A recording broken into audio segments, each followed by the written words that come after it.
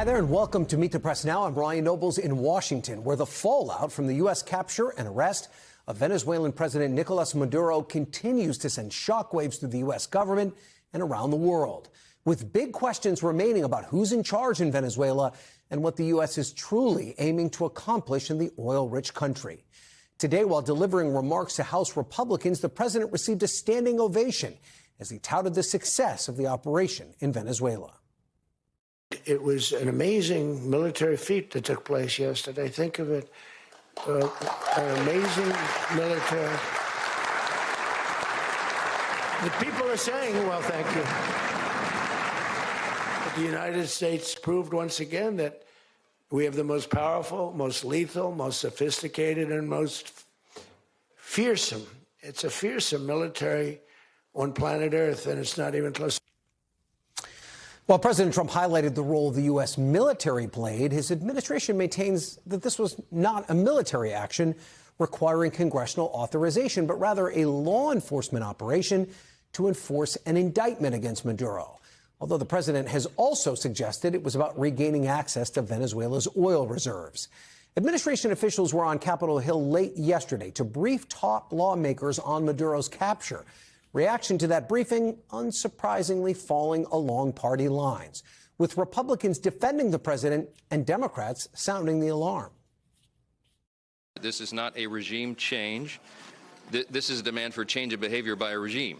We don't expect troops on the ground. We don't expect direct involvement in any other way beyond just coercing the interim government to get that going. I did not receive any assurances that we would not try to do the same thing in other countries. And in conclusion, when the United States engages in this kind of regime change and so-called nation building, it always ends up hurting the United States. I left the briefing feeling that it would again. Now, as we've said, significant questions remain about the immediate future of Venezuela and the U.S.'s goals in removing Maduro. Senator Lindsey Graham was one of the loudest voices in the president's inner circle calling for Maduro's removal. Here's what he said today about the U.S.'s endgame. What is the goal? Fix up the place, stabilize the place, make it more livable, create conditions for a free, fair election. That's what we're going to do. Now, how long that takes, I don't know. You want to get the country on its feet before you have the election. But for those who are saying that we're going to run and occupy Venezuela, we're not. Now, some Republicans have expressed optimism that free and fair elections would happen quickly in Venezuela. But yesterday, during an exclusive phone interview, President Trump told Kristen Welker that he didn't have a timeline for elections. Kristen asked the president if he could see elections in Venezuela within 30 days. He said, quote, "No, you can't do that. We have to fix the country first. You can't have an election. There's no way the people could even vote. The people don't have food." Joining me now is NBC News White House correspondent Monica Alba, NBC News senior national security correspondent Courtney Cubie, and NBC News senior White House correspondent Gabe Gutierrez, who is in Colombia. Monica, let's start with you. After the latest U.S. action in the Western Hemisphere, is there a clear understanding what the president's so-called doctrine is here, including beyond Venezuela? The president already now talking about Greenland again. Yeah, and it's a very fair question, Ryan, because he's also talking about Cuba, potentially Colombia, putting other world leaders on notice, essentially, in a way trying to take hold of this, what he calls the Dunroe Doctrine, his own view of not just making America great again, but making the Americas great again, making all of Latin America potentially and throughout other places, as you mentioned, Greenland, in his image and in a really bold declaration of that potential foreign policy. You do have an administration here leaning into the possibility of the U.S. military being involved, perhaps, in seizing Greenland. We just got a new statement from the White House press secretary, Caroline Leavitt, saying that that is an option that is being reviewed, that is on the table. She says that the president and his team are discussing a range of possibilities and options to pursue this important foreign policy goal. And of course, utilizing the U.S. military is always an option at the commander-in-chief's disposal. Now, he is the one, the president,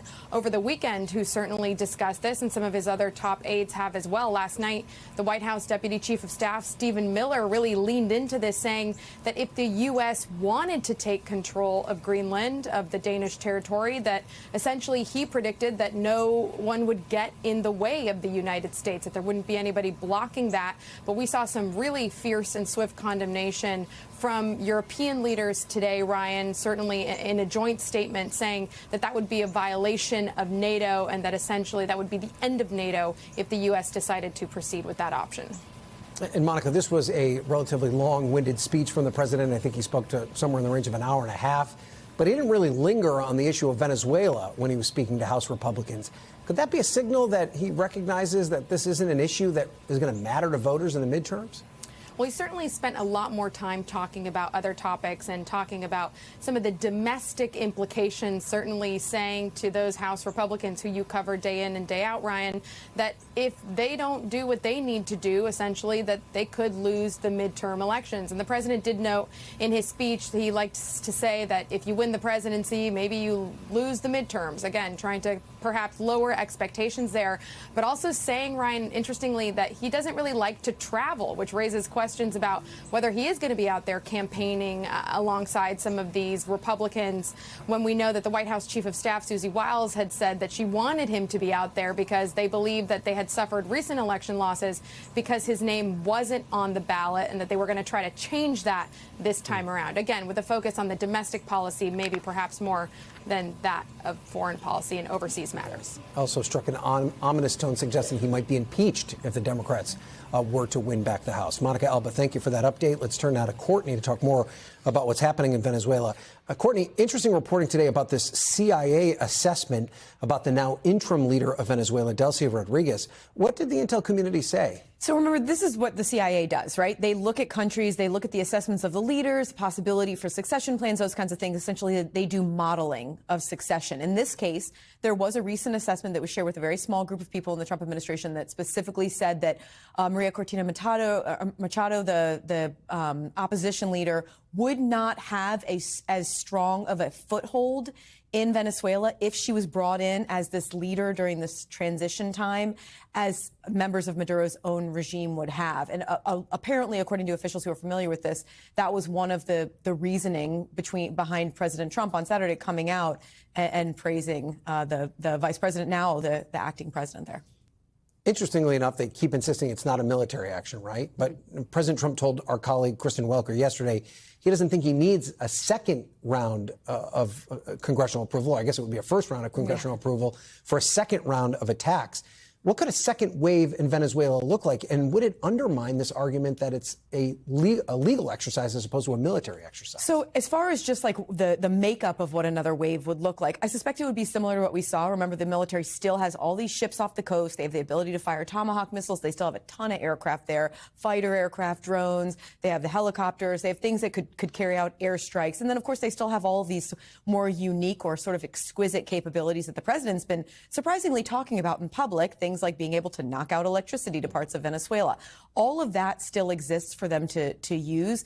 The bigger question is really, why would they need a second wave, right? If, in fact, this entire operation was intended to go in and get Nicolas Maduro and his wife and to execute this indictment against them, or to carry out this indictment, then why would you need to take additional strikes? The president himself has said that they are not at war with the Venezuelan people, with the Venezuelan military. So why would you take more strikes? And if so, who would they be against? Now, one thing that we have been expecting for some time now is the possibility of limited strikes against cartels. Mm-hmm. But at this point, we're not hearing any indication that that's what the Trump administration is actively considering or is potentially imminent. Is it also something you don't take off the table so the new regime knows, yeah, this could happen to me too? I could end up in a jail cell. And President Trump has even spoken about that. And I think one of the word that they keep using here is leverage. They're using the military as leverage. Marco Rubio talked about that over the weekend with Kristen, in fact. So I suspect that the military will stay there not only as what the military would generally call that deterrent, not leverage, but not only as leverage against the cartels, but also against the incoming administration. Stephen Miller and others have spoken very openly about how they want to have a huge say, if not control, policy in Venezuela going forward. And obviously leading to a lot of anxiety in the region. So that takes us now to Gabe, who's on the ground in Colombia. I mean, Gabe, what are people saying there about the U.S.'s goals, or what they are worried about could be the U.S.'s goals in ousting Maduro? Well, Ryan, it's been a very mixed reaction here. Look, you have people in this region, in Colombia especially, who are grateful for what the Trump administration did, that they took out Nicolas Maduro, a person that they see as an authoritarian responsible for the deaths and the displacement of millions of Venezuelans. We spoke with relatives of political prisoners here today, here at the border in Colombia, who say that that is the next step for them, that they want to see this Venezuelan government release political prisoners. They also want to see the U.S. government, by the way, take a stronger stance and call for that. That remains to be seen. Notably, the Trump administration has not done that so far. Now, those are the people who support the action. There are many others, including many governments throughout Latin America, who are not only very concerned but outraged at what the Trump administration has done. And we have seen demonstrations, we have seen governments, including the foreign minister today here in Colombia, saying that she would meet with U.S. officials from the embassy and convey to them this rejection of any insults, of any threats to the national sovereignty of Colombia. Because, as you've been mentioning, the president insulting Colombia's president and calling him a, quote, sick man several days ago, and suggesting that it would sound like a good idea to him if the U.S. Undertook some sort of operation in Colombia. So a lot of unanswered questions from that. And yes, several Latin American countries, including Colombia, including Mexico, have put out a joint statement denouncing the U.S. actions throughout the region. But it has been a mixed response. There are those who are grateful for what the U.S. did, taking out Nicolas Maduro, Ryan. And while you're talking, Gabe, we are showing a live picture of the border right now, which you're standing in front of. And just, Gabe, in terms of these threats from the president, just in terms of the leadership vacuum that could exist in Venezuela over the next week or so, what's the concern about just a broader stability in the region? Is there a lot of anxiety where you are? Oh, yeah, quite a bit, Ryan, and anxiety and really uncertainty. You're looking at that picture, live picture. It appears to be, just right behind me. There's a military buildup here at the border. Colombia's government has surged resources here, not just military resources, but humanitarian resources, for fear of another potential migrant influx if this instability were to continue. The thing is, there's already been such a huge migrant influx over the last decade or so. Some 8 million Venezuelans have already been displaced. So many of those who were opposed to Maduro have already left. But there are concerns either more migrants could come, also potential rise in cartel violence, which happens in many places across the Colombia-Venezuelan border. But that is the larger concern about instability. Now, I should mention before I go, Ryan, that here in Venezuela today, there was a large crowd gathered in support of Maduro. We saw the images on state television. And there hasn't, of course, been much dissent inside Venezuela because the government there has ordered that police arrest anyone who either demonstrates or shows any sort of support for the U.S. action. So there is a crackdown on journalists inside Venezuela and a crackdown on any dissent there. Continued repression in that country, leading to a lot of questions about the future and a very unstable region right now filled with uncertainty. Okay, Gabe Gutierrez, I'm glad you're there reporting from the ground in Colombia. Thank you so much for that report. Joining me now is Will Freeman, a fellow for Latin American Studies at the Council on Foreign Relations. Will, there is an ongoing debate right now over whether there was actually regime change in Venezuela, especially if the vice president ends up being the one in power. What say you? Has anything really fundamentally changed when it comes to the governing of Venezuela? Well, it's an easy question. There has not been regime change. We're still talking about the Maduro regime. The only difference is that one center of power in that regime has now been eliminated or severely weakened. That is the center of power of Maduro and his wife, Cilia Flores. And 3 others remain. Delcy Rodriguez and her brother, Delcy Rodriguez being the current interim president, a hardliner loyal to Maduro named Diosdado Cabello, and the military. So those factions are all still there. They've been running Venezuela for the last many years. They're behind a lot of the repression, behind the mass exodus of people, behind a lot of hostility towards the United States and partnerships with our adversaries. So all of that remains the same on paper. Now, what has changed is perhaps the Trump administration has gained quite a bit of leverage, which it may use to try to influence the course of events in Venezuela. Whether or not it will be successful, that we haven't seen yet. So that's interesting you make that point about leverage, because the CIA had a classified assessment that concluded that Delcy Rodriguez was best positioned to lead, despite all these things that you say about her connection to Maduro and others in the Maduro regime. Do you think the intelligence community is underestimating the opposition in Venezuela? Unfortunately, I don't. I think their assessment is probably correct. And I think that they said that not despite her connections to other regime insiders, but because of them, because she commands such power and already has for a number of years. She and her brother were instrumental in continuing to make the Venezuelan economy run when it came under heavy U.S. sanctions. They figured out how to continue producing oil, selling it, skirting sanctions, evading them, and selling it around the world. They have been crafty negotiators in a number of circumstances, sometimes directly with the United States. So they're certainly formidable. And I think that that's probably why the CIA concluded that, not because the United States likes Delcy or Jorge Rodriguez or necessarily trusts them, but because they seem to be the ones who could simply hold things together in the event of a sudden power vacuum, which is what we saw, for a few hours early that morning or that evening when President Trump seized Maduro. And I guess that leads to my next question, because Kristen Welker, my colleague, spoke to President Trump yesterday. She asked him about the possibility of elections in Venezuela. That would be the next stage of leadership there. President Trump said that he needs to fix the country first. Even if that's what they wanted to do, is Venezuela even in a position where elections are possible right now? Is the president right? Is there some degree of fixing that needs to take place first? Well, first of all, I think we shouldn't lose sight of the fact that Venezuela was a functioning democracy for decades before Maduro's predecessor, Hugo Chavez, came in and destroyed it. So Venezuelans have a lot of experience with democracy. This is a country that's done many peaceful elections before, that had a vigorous party system that's been obliterated by this dictatorship. And what you do have is also an organized opposition which participated in elections last year. And despite a very tilted playing field and a lot of unfairness, they actually managed to win them by a large margin. However, Maduro simply stole that vote, remained in power. So I think it's insulting to the opposition to suggest that they somehow, aren't serious actors or aren't capable. But where there is a grain of truth here is that the current leadership of the opposition is most likely unacceptable to the Venezuelan military and other of the factions that I just mentioned. And that means that were they to suddenly take power, were they to suddenly be allowed to be inaugurated and start governing the country, you could have a potential for coups, for really serious instability. And I think that is what the Trump administration is wary of here. So again, it's a morally uncomfortable, I think, recognition. But it's that if all of a sudden the duly elected president of Venezuela, who won that vote last year, Edmundo Gonzalez, were to magically be transported into the the presidency, there would be more instability today in Venezuela. I mean, that's just a fact. There is a lot of uncertainty in that country still. Will Freeman, thank you for your time and expertise. We appreciate it.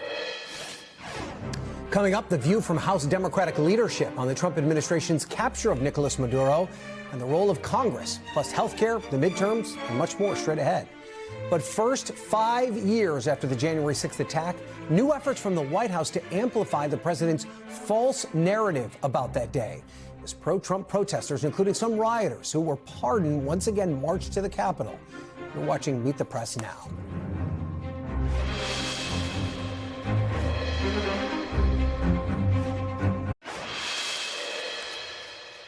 Welcome back. Today marks 5 years since the January 6th attack, when the allies of President Trump stormed the U.S. Capitol and tried to overturn the results of the 2020 election. Democrats held an unofficial and largely symbolic hearing today, aiming to highlight how the Trump White House and Republicans are actively trying to rewrite the history of that terrible day. And while that was happening inside the Capitol, outside, January 6th defendants who were pardoned by President Trump on his first day in office marched from the Ellipse to the Capitol, the same as they did on the day of the attack.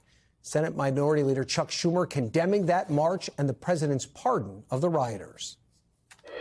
Donald Trump, a man who claims to stand up for the police, a man who says he cares about law and order, pardoned every single convicted insurrectionist on his very first day as president.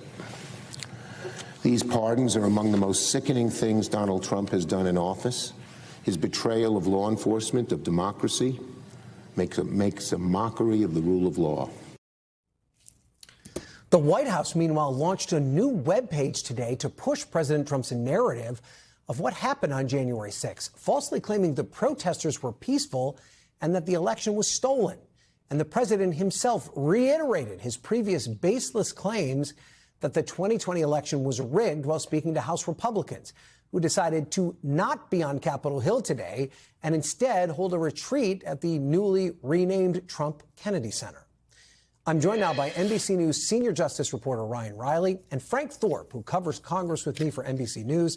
Frank is also the author of the new book, After the Riot, which is a remarkable photo essay of the moments surrounding January 6th. And we'll talk about Frank's book in just a second and its meaning and it's the necessity of it, especially given the White House's efforts to try and change this conversation. But Ryan, let's talk to you first about this new website that's specifically aimed at trying to rewrite the history of that day. We're not even going to show you what's on it because it's not worthy of our viewers seeing what the White House is claiming here. But is it an example of how they're trying to rewrite the narrative of that day? Yeah, I mean, when I wrote the story about all of their efforts to rewrite the effort, I wasn't expecting them to launch a website that literally rewrites what happened on January 6th, but that's what it does. I mean, it just has a number of falsehoods on it, things that are out of context. It just completely really tries to create a different story of the reality that people, I think, experienced that day. And look, you know, the march today was fascinating because you saw all these people. I mean, I saw someone on the street there who I watched be sentenced for stomping on the heads of law enforcement officers. I mean, the number of people who committed violent crimes who were once again in D.C. today was pretty staggering, and you know, and included Enrique Tarrio, of course, the head of the Proud Boys, who sort of, you know, the Proud Boys were sort of the tip of the spear in many ways on January 6th. So it was this this group that was trying to, you know, retell the story of what happened that day, and they laid down flowers for Ashley Babbitt, who was shot when she went through that speaker's lobby window, that broken window, and sort of made her out to be a martyr. And yeah, so it was quite a retelling. I mean, President Trump pardoned the January 6th defendants on day one of his presidency. It was one of his first acts. How impactful were those pardons, and how do they play a role in undermining the real accounts of what happened on that day? Yeah, I mean, well, it instantly ended not only those cases that were, some of which were still ongoing, some of which had concluded, and you know, people were obviously freed from prison, but it ended any chance of getting accountability for individuals who were never arrested, and that includes people who assaulted law enforcement officers that day. You know, there was a list within the FBI, within DOJ, of all of these people who were identified but had not yet been arrested, and the thought process was that, you know, had the statute of limitations, which expires today, that 5-year statute of limitations, been allowed to run its course, they would have had that extra almost year, 11 months, to bring a lot of those cases to fruition. And so now there are people out there who will never be publicly identified. Even if the administration changes hands. Yeah, exactly. And there's also some questions about these pardons, that they could have some unintended consequences, right? Yeah, that's right. I mean, the pipe bomber is one of them. Does the language of Politico had a story today examining whether or not the language of the pardon would actually apply to the pipe bomber, who is the one person that the Trump administration wants to hold accountable for leaving those bombs outside the RNC and DNC on the eve of January 6th. The Trump administration has also sort of decided that it wants it to apply to people who are found with illegal guns in their home. Those people get the pardon, but not to individuals who are found with child sex abuse material on their computers and whatnot. So those cases, they've carved out sort of a specialty and said, whoa, the pardon doesn't apply to those, because I think the backlash obviously to that would be so extreme if they were out there, you know, giving free get out of jail free cards to, you know, pedophiles. All right, Frank, let's bring you in to have this conversation now about the impact that this day has had 5 years later on Capitol Hill. There are no more physical remnants of the actions that took place there on that day, no sign of the violence or the chaos. But we saw Democrats hold a symbolic hearing today to commemorate the anniversary. What was their goal there? Who were they trying to reach? I think they were just trying to keep the conversation alive. I think that for many Republicans, if this day went by and they were not asked about January 6th, or they didn't mention it or have to think about it, they would be happy going through their day not having to talk about it. And I think what Democrats have been trying to do is keep the memory of this experience alive, not only on Capitol Hill, but just within the country. Because I think that it feels, you know, as time passes for any kind of event like this, it gets easier to kind of understand and process something like this. But for a lot of people, the Capitol and Capitol Hill will never be the same. And that's lawmakers, that's officers, that's, aides, that's Capitol Hill workers that were there on that day that were deeply affected by this. Not to mention the fact that the entire country was somewhat traumatized by the idea of the Capitol being attacked in the way that it was. And so I think the intention was really just to keep the conversation going, because if you're on Capitol Hill, you can just walk around just like normal, nothing, and just have no idea. Yeah. So let's talk about your book, Frank. It's called After the Riot. You were obviously there on January 6th. You had your camera out. You were documenting part of it. Is this part of your effort to try and make sure that people remember just how bad things were on that day? Yeah, it is. And I think that, the point of this book is to make sure that the record reflects the reality of that day. And I think that for me, I feel very passionate about the stories that I've been told by the people that I spoke to for this book and for the pieces that I wrote that led to this book that are really intense. There's a lot of police officers that went through terrible things. I know Rylan also talked to a lot of those folks as well. And aides and lawmakers who were deeply traumatized by this. It also talks to a lot of folks who were part of or who had pushed back on the effort by President Trump and his allies to subvert the election results in 2020. And the idea of this book being that for generations to come, they can look at that and they can say, okay, I need to read something that actually shows what the reality of that day was, and that's what the point of that book is. FrankThorp.com if you want to get a copy. It's self-published. I highly recommend it, obviously. It's interesting. Congressman Jamie Raskin told me it's the most documented event in human history, in American history at the very least, but yet there's still some dispute as to exactly what happened that day. Frank and Ryan, I appreciate you guys being here. Thanks so much. Up next, one of the Democrats who served on the House January 6th committee and now chairs the Democratic caucus joins us next. Keep it here on Meet the Press Now.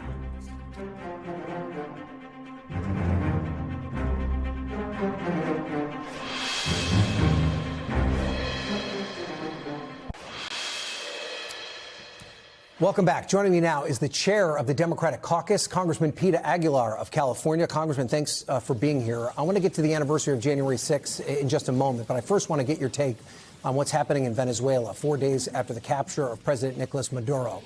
Do you feel that Congress is getting any more answers about the administration's goals in Venezuela?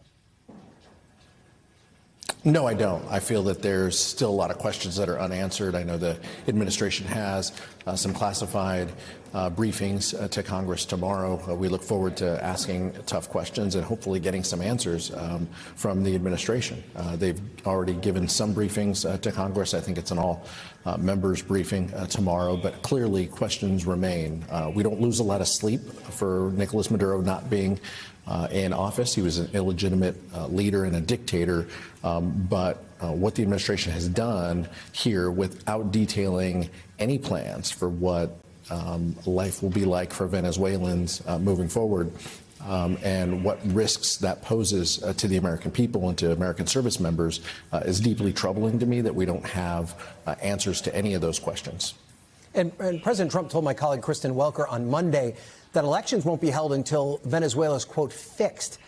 Does the president have a point there that it's maybe too early to hold elections and that this current regime is best placed to maintain stability? What are your concerns there? Well, my concerns are that the president, said this was about narco trafficking, and now he's saying it's about oil.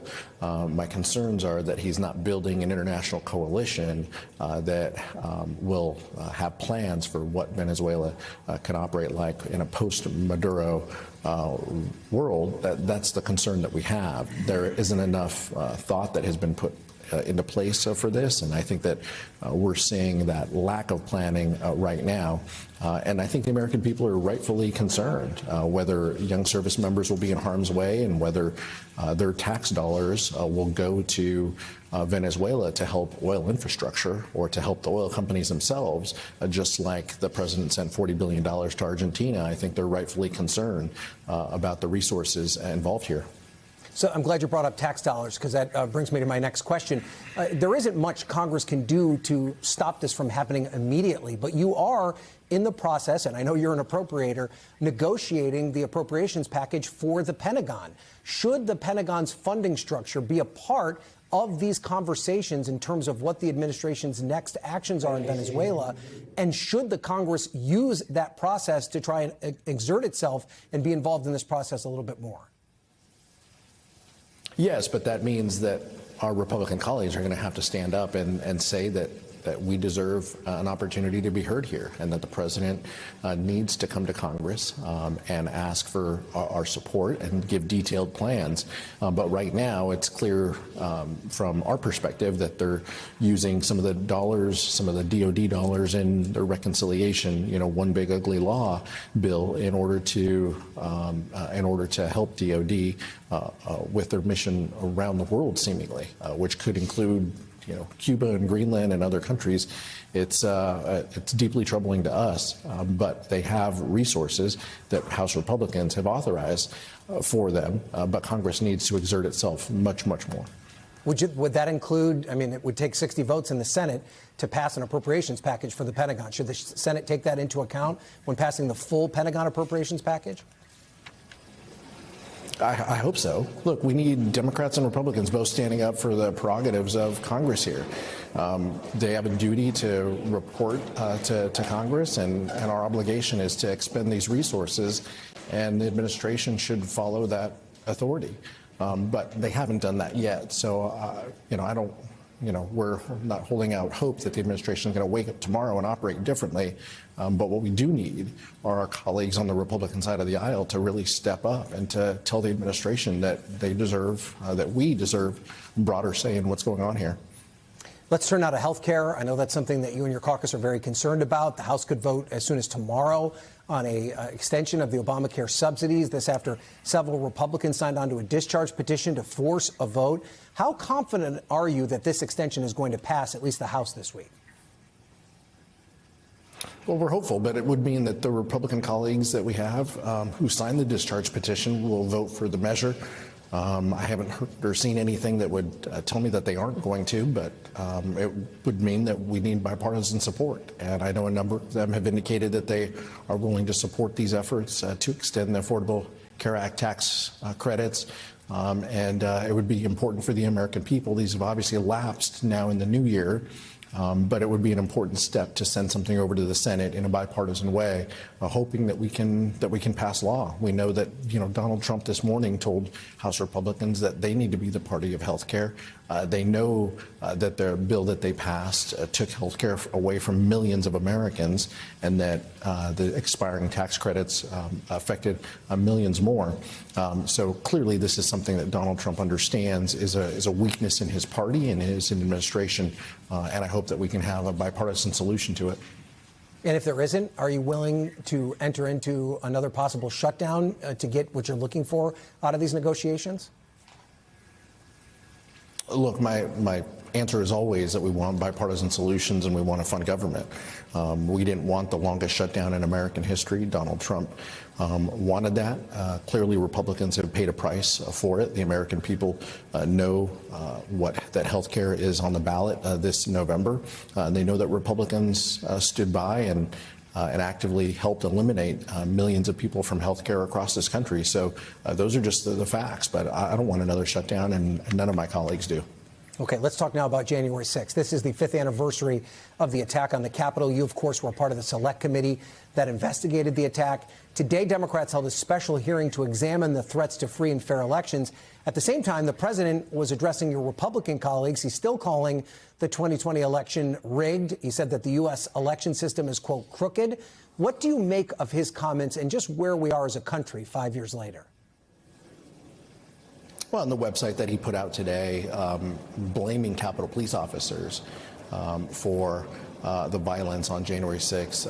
I mean, it's shameful, but this is just part of a strategy that the president continues to advocate, to whitewash and to tell a different story on January 6th. He doesn't want the American people to know that for 3 hours he sat in his office watching this coverage, rewinding the coverage, because he summoned this mob to the Capitol. That's exactly what he wanted.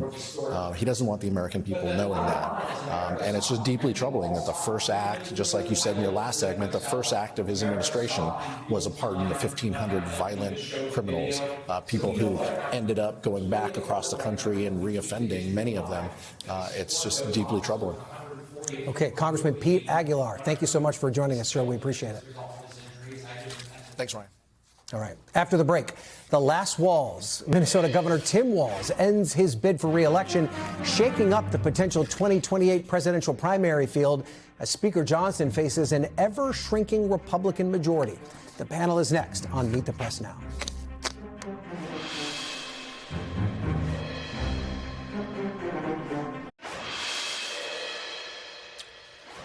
Welcome back. And we do have some sad news to report from Capitol Hill. We learned today that Republican Congressman Doug LaMalfa of California died suddenly yesterday at the age of 65. The 7-term congressman represented a largely rural district in the northern part of the state. His death, combined with Marjorie Taylor Greene's official departure from Congress today, means that Republicans' already tight majority just got even tighter. They now hold 218 seats to the Democrats' 213, with 4 open seats. I'm joined now by my panel, Jeff Mason, who's a White House correspondent for Reuters, Archie Siddiqui, former senior aide to former Speaker Nancy Pelosi and now a Democratic strategist, and Rob Bluey, the president and executive editor of the Daily Signal. And I should say, just from somebody that covered Doug LaMalfa, someone that was universally beloved by both Republicans and Democrats. You see the outpouring of people just talking about what a nice man he was, what a pleasure he was to work with. That's both Republicans and Democrats. So it is just a terrible tragedy and came so suddenly. But there is a reality now that Republicans have to deal with immediately, Jeff, and that is this increasingly shrinking majority. Could this impact how the House functions over the next year? Well, I mean, that's been a reality for a while, and this is just making it worse. And absolutely, it could affect how they function over the next year. I mean, number one, everybody in the House is up for re-election, and they're going to be spending time focusing on the midterms. But number two, the president still has an agenda that he wants to get done, and he talked about that a little bit at the Kennedy Center today. And there's just no room for anyone from his party to differ with him and to differ with Speaker Johnson.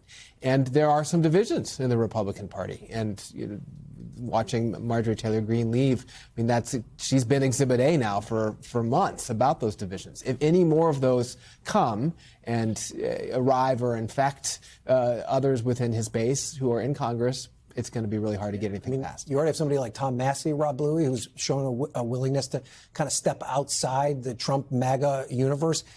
How does Mike Johnson keep this coalition together? And could it mean that basically we're already into a midterm cycle here where nothing really is going to get done? Yeah, it's January, and right, you'd think that they have a whole year, as Jeff indicated, to follow President Trump's agenda and what he articulated today. And you have the reality now, Thomas Massey's probably not going to go along on some of the spending bills or the national security issues that pop up. He's just a libertarian, and that's his mindset. And then there were a few other Republicans who may decide that they want to break ranks with Mike Johnson as well. So it makes his job very difficult. But Ryan, they have to stay focused on those issues, those kitchen table issues that the American people care about. I think independents are going to be looking to what this Republican Congress is able to do to give them confidence that they should be returned to power come 2027. And Archie, could this open the floodgates on the discharge petition? We already saw this happen with the Epstein files. Almost immediately, we now see it with the ACA subsidies.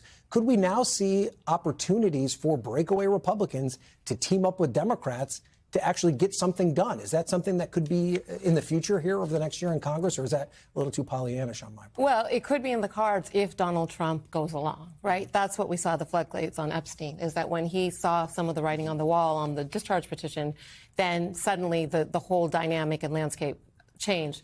So I mean, I'm a former leadership staffer. I think normally this would be such a huge opening for bipartisanship. Not floodgates, but just an opening, an opportunity to get things done.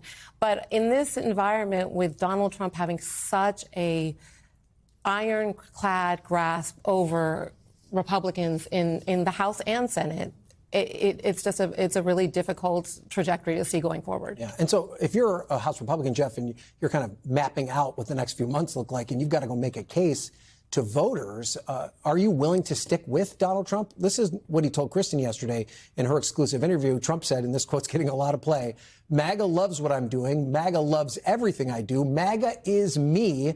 MAGA loves everything I do. I love everything I do, too, which is probably not a surprise. But is he almost telling these House Republicans, do not step out of line because you will pay the price with your voters back in your districts? I think it probably reflects, at least, if not a fundamental misunderstanding of where the base is, it certainly reflects a desire not to see the divisions that I was just referring to. All of these people, all of these congressmen and women who are running for re-election are going to have to take the temperature in their districts. And if there are people in their districts who are upset about inflation or upset about the cost of goods and don't feel like President Trump is doing enough to address that, that will give them reason to break with him. That said, I don't want to dismiss how powerful President Trump is with the MAGA base. There's no question about that. The only major breaks we've seen over the last year were over Epstein and some foreign policy and some of the issues that Congresswoman Taylor Greene was referencing. There aren't major breaks, but there are some. And that is a risk for him politically. But usually when folks leave or they disagree with him, then they leave Congress. So that's the challenge. That is a good point. I mean, is there a future for these breakaway members, Rob? And I guess the question I'm asking is, where does their judgment lie? Do they assume that the president knows all, that he understands his base better than anyone?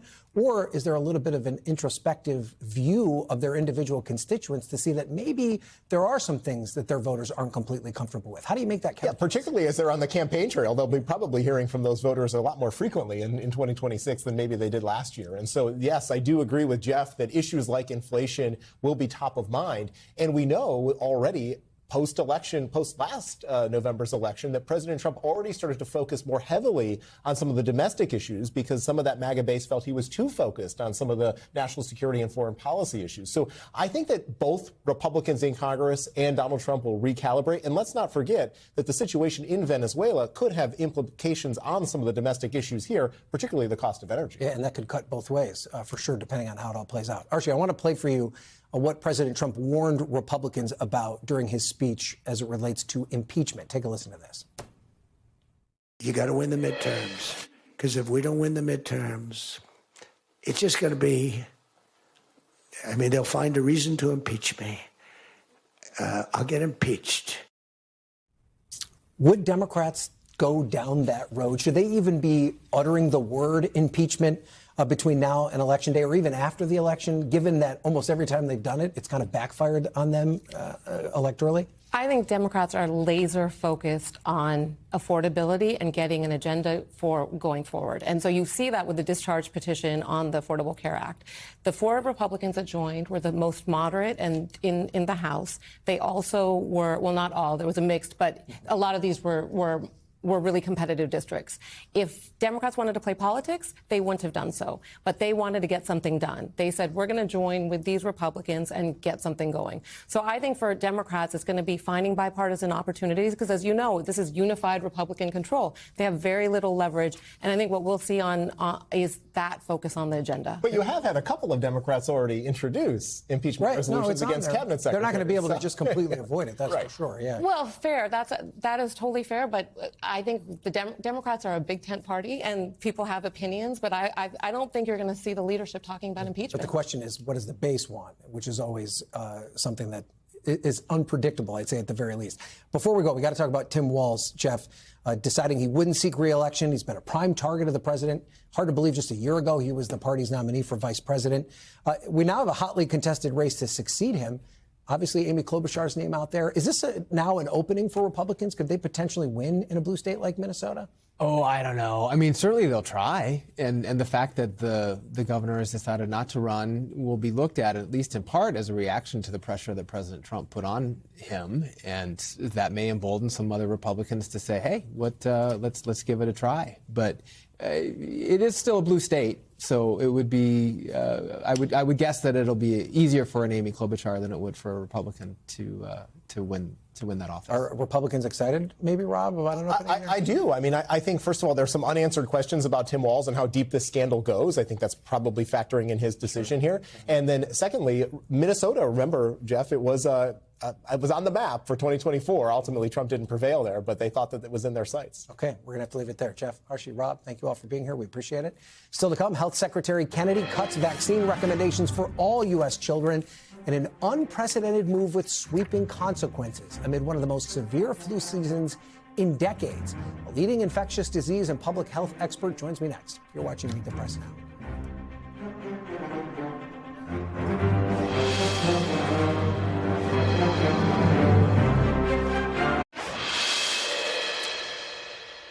Welcome back. The Trump administration is announcing major changes to childhood vaccine recommendations, cutting the number of vaccines recommended for all children to 11 down from 18. No longer recommending all kids get vaccines for flu, meningitis, RSV, and more. The CDC now saying those additional vaccines are only recommended for high-risk children or after consultation with a healthcare provider. HHS Secretary Robert F. Kennedy Jr., a known vaccine skeptic, has long claimed that children get too many shots and has pushed to bring USA recommendations in line with those of Denmark. The overhaul to the recommendations was made outside of the typical process and without input from the CDC's Advisory Committee on Immunization Practices. Joining me now is Dr. Michael Osterholm. He's the director for the Center of Infectious Disease and Research and Policy at the University of Minnesota. Doctor, thank you so much for joining us. Vaccines for six diseases here, including RSV and the flu, were taken off the CDC's recommended childhood vaccine schedule. Just talk to us about the impact that these changes could have.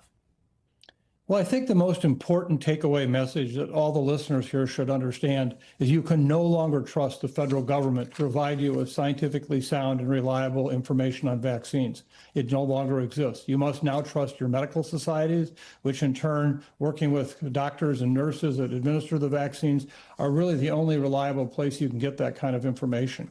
That's a huge, huge change in what has been over 60 years of vaccine delivery in this country. And there are 6 diseases now that are taken off the list and will only be recommended in high-risk groups. That doesn't necessarily mean that a parent can't get that vaccine for their child, even if they're not in that designation. But it could change how parents interpret this, and could it also change the way doctors recommend this information to their patients? This is absolutely the critical issue related to what happened yesterday. You're right. These vaccines still are available, but now they're not recommended. And if I'm a parent, a 22-year-old with a young baby, and now I say, well, they changed the recommendation to say that they're not recommended, but I can get the vaccine, am I likely to get that vaccine? Let me remind you that last year, almost 380 children in this country died from influenza.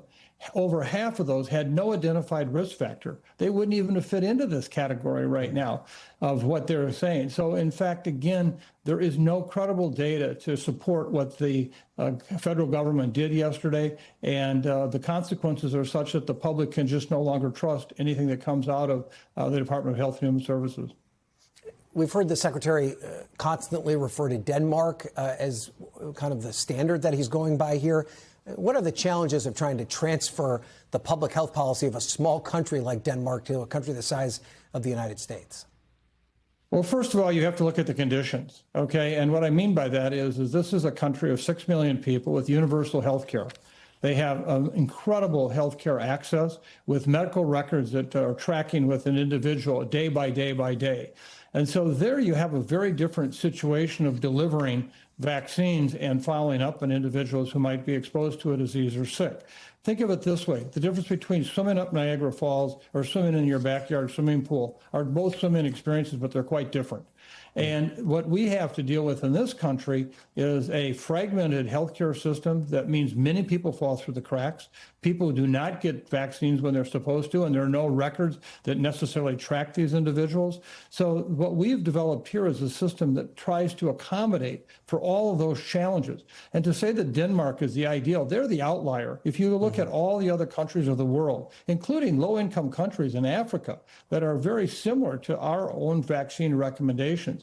And I might add, we have historically in this country been the leader worldwide, and people often follow us. Just last week, United Kingdom added varicella vaccine to their portfolio. So the Denmark analysis just doesn't hold water. And we have about 30 seconds left, but it's interesting because these are the CDC recommendations, but states make their own recommendations when it comes to vaccines for school children. Could this end up being a red state, blue state thing where the blue states, more kids are vaccinated and we could see vaccine deserts in red states? We're very concerned about that. And we already have vaccine deserts in a number of states, but this will only further enhance that problem. Okay. Dr. Michael Osterholm, thank you so much for joining us, sir. We appreciate your expertise.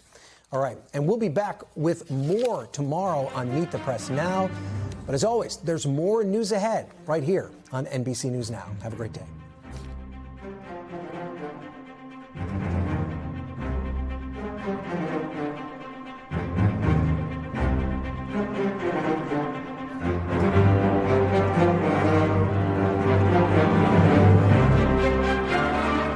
We thank you for watching, and remember, stay updated on breaking news and top stories on the NBC News app or watch live on our YouTube channel.